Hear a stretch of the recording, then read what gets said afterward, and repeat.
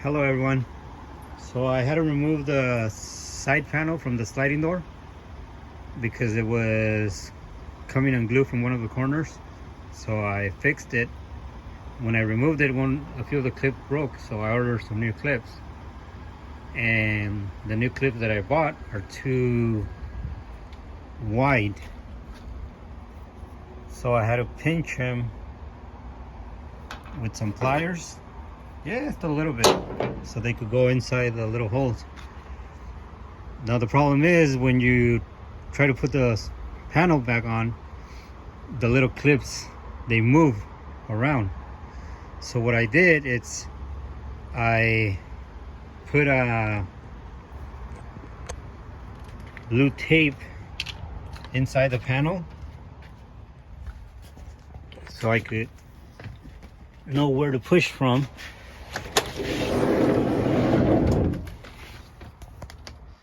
So I know where the clips go and where to push from.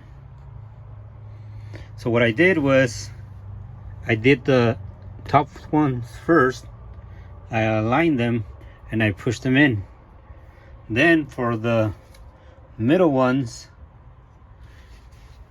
I went out and with my creeper I laid down, and with this metal rod and a flashlight I went from the bottom and I aligned all the clips in the middle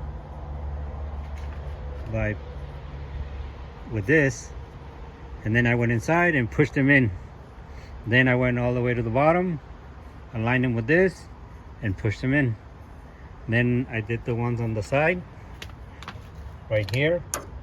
I did the same thing. I aligned them and then I pushed them in. And that's how I got the panel back in.